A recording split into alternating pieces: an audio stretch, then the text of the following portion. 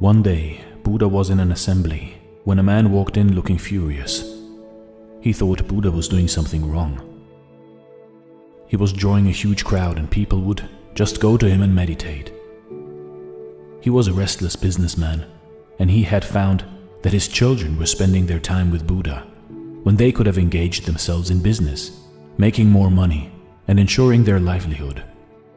He felt to that spending 4 hours of their day seated next to someone whose eyes were always closed was a complete waste of time.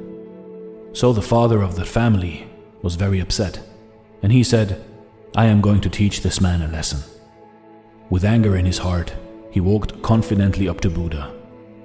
As soon as he approached Buddha, all of his thoughts disappeared, but the anger in him did not dissipate.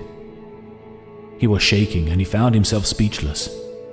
Since he was unable to express his emotions in words, he simply spat on Buddha's face. Buddha, in return, simply smiled.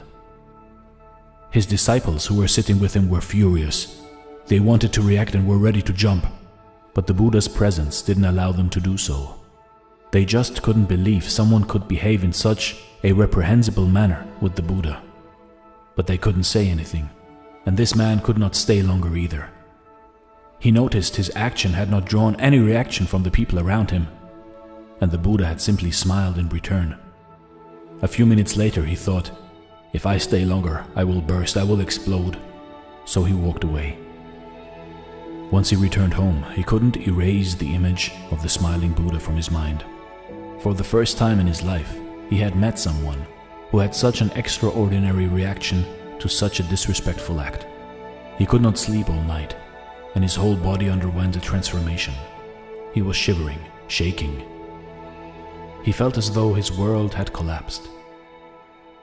So the next day he got up and went and fell at Buddha's feet and said, "Please forgive me. I did not know what I was doing." To which Buddha replied, "I cannot excuse you." Everyone, including Buddha's disciples, were shocked at this reaction. All his life, Buddha had been so compassionate. He had accepted everyone in his ashram, regardless of their past. And now he was telling this businessman that he could not excuse his behavior. Buddha looked around and found everyone to be in a state of shock. So he explained, "Why should I excuse you when you have not done anything? What wrong have you done that I should excuse your behavior?" The businessman replied, "Yesterday I came to this assembly, and in my anger, I spat on your face. I am the same person, it is me." Buddha said, "That person is not here anymore. If I ever meet the person on whom you spat, I'll tell him to excuse you. For me, to the person who's right here in this moment, you are wonderful. You have done nothing wrong." You see, in life, when do we truly forgive a person? True forgiveness is when you forgive a person, and that someone doesn't even know that he is being forgiven. That person shouldn't feel guilty for his deed. This is the right kind of forgiveness.